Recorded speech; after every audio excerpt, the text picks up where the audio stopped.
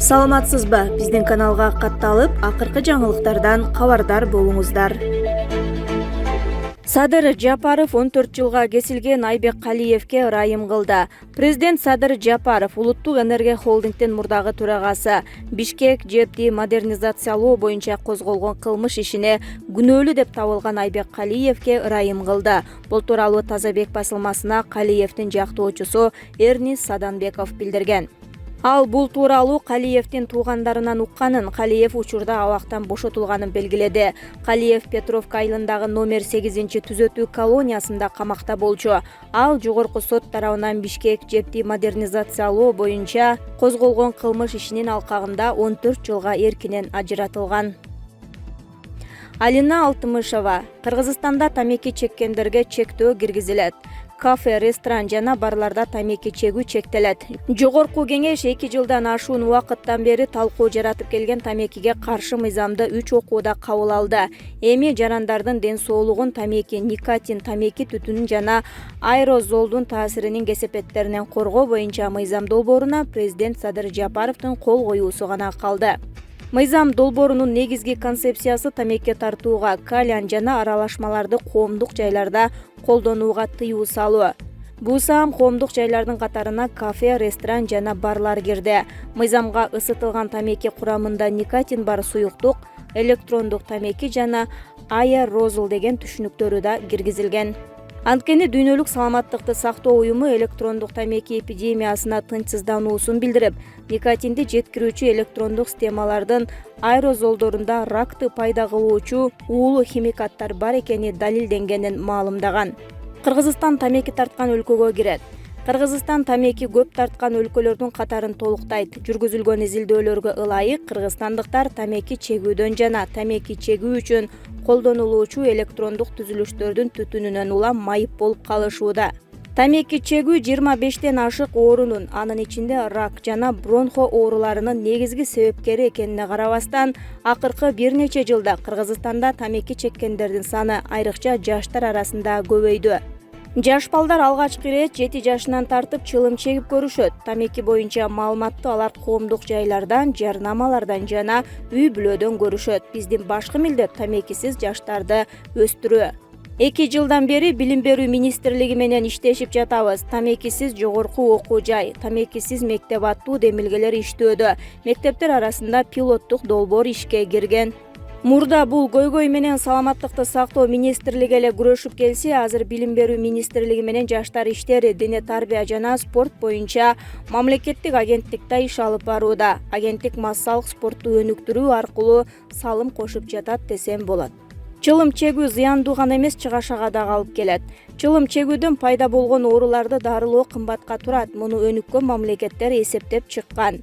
Мисалы, саламаттыкты сактоо системасынын бардык чыгымдарынын 2–7% жана ички дүң продукциянын 0,2 же 0,9% тамекинин кесепеттерине жумшалат.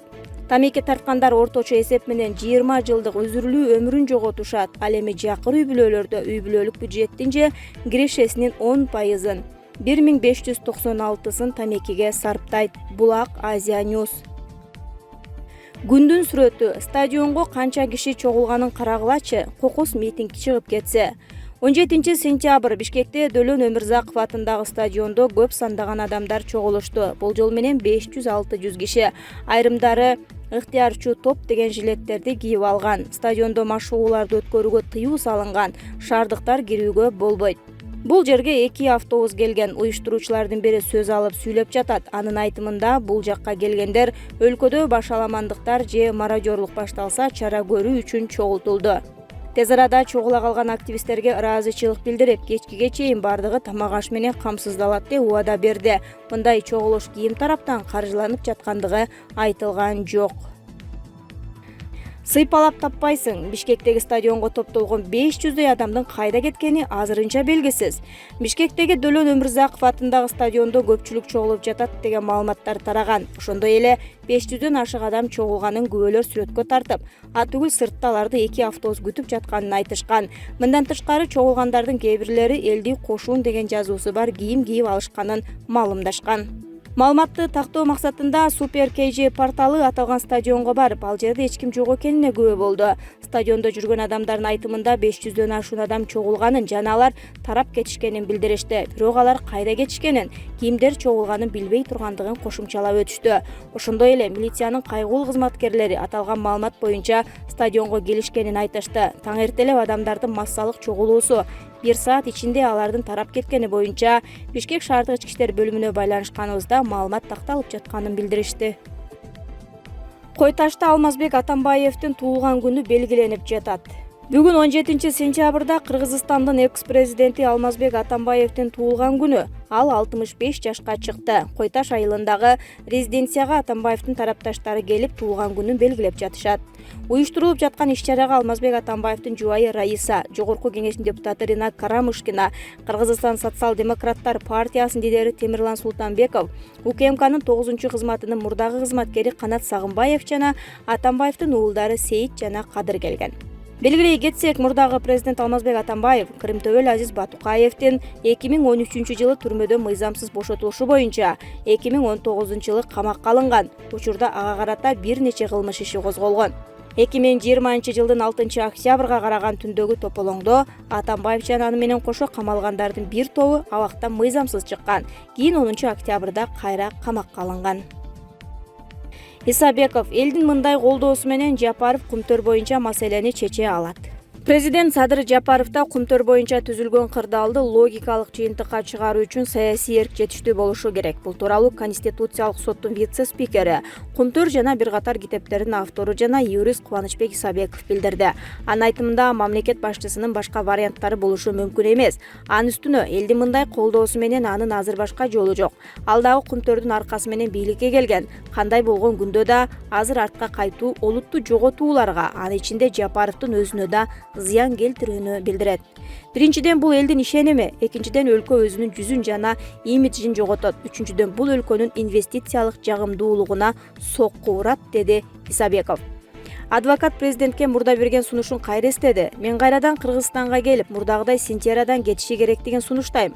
Анын үстүнө буга жетиштүү себептер бар. Мен буга чейин экономика министри Акылбек Жапаров менен жолугуп, ага бардык аргументтерди келтиргем.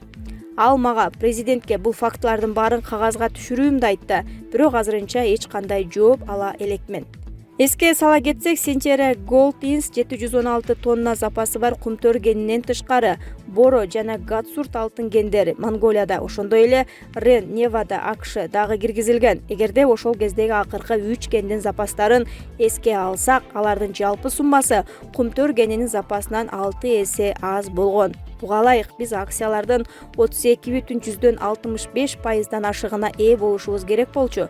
Бул биринчи нерсе. Экинчиден, Боро кени Сентера Gold Inc тарабынан иштелип чыкканын баса белгилеп кетүү керек. Болжол менен 42 тонна алтынды түздү. Монгол эл республикасы Сентеранын эч кандай акциясына ээ болбосо да, бул кенден 80 миллион АКШ долларынан ашык алган. Ал эми Сентеранын 32,65 акциясына ээ болгон Кыргыз республикасы Боро кенинин 42 тонна алтынды мамлекеттик бюджетке сатуудан 1 цент да алган эмес. АКШдагы Рен кени Сентера Gold Inc сатылган. Канадалык Barrick Gold Corporation компаниясы ал жерден алтындын запасы аз болчу. А бирок бул кенди сатуудан Кыргыз республикасы дагы 1 цент алган жок. Бүгүнкү күнгө чейин Сентера Gold Inc кирешесинин дээрлик 98% Кумтөр кенинен алат. Мындан тышкары биздин кендин эсебинен Сентера жана башка кендер Монголияда, Туркияда, Россия Федерациясындагы Тыва республикасында жана Канадада сатылып алынган. Башкача айтканда, биз мыйзамдуу түрдө бул кендердин бардыгынан өз үлүшүбүздү талап кыла алабыз, деди Жогорку Кеңештин экс-спикери. Баткен чегарасы Тажикстанга бараткан жүктү ок атуу менен токтотушту. Баткен областындагы Лейлек чегара отрядынын кызматкерлери Тажикстанга көмүрдү мыйзамсыз ташып бара жаткан автоунааларды бир нече ирет ок атып токтотконго аргасыз болгон. Бул тууралуу УКМКнын чегара кызматынан кабарлады. Окуя 17 сентябрда Лейлек районунун Майты аймагында болгон. Чегарачылар оор жүк ташуучу Мерседес жана МАН автоунааларын текшерүүгө аракет кылганда алар токтогон эмес. Алар чегарачыларды көргөндөн кийин качып кетүүгө аракет кылган. Аскерлер алгач эскертүү иретинде асманга ок чыгарганы менен айдоочулар чыгып кетүүгө аракет кылган. Акырында чек арачылар автоунаанын дөңгөлөгүн атканда гана токтошкон. Алар Кыргызстандан Тажикстанга 15 тонна көмүрдү уруксат кагазы жок алып чыгып бара жаткан деп айтылат ведомство тараткан маалыматта. Тиешелүү документтер толтурулган соң айдоочулар көмүрү менен кошо тартип сактоо органдарына андан аркы тергөө иштерин жүргүзүү үчүн өткөрүп берилген. Кытайда жигит үлпөт тойдон 1 саат өткөн соң ажырашууга арыз берген. Кытайдын түштүк батышында үлпөт тойдон 1 саат өткөндөн кийин жигит ажырашуу арызын берген. Бул тууралуу чет элдик маалымат каражаттары жазып чыгышты. Маалыматка ылайык түгөйлөр үйлөнүү тоюна чейин таарынышып кетишкен. Андан соң кыз көптөгөн сүйүү каттарын жазып, жигитти үйлөнүүгө көндүргөн. Жигит баш тарта албай макулдугун берген. Түгөйлөрдүн үйлөнүү тоюнан 1 саат өткөндөн кийин жигит эмне кылып салганын түшүнүп, ажырашуу арызын берген. Ал эми кыз өз кезегинде андан 300 000 юан өлчөмүндө компенсация талап кылган. Бирок жигит үйлөнгөнгө чейин кыз менен болгон мамилеси начар экендигин далилдей албай, анын ажырашуу арызы четке кагылган.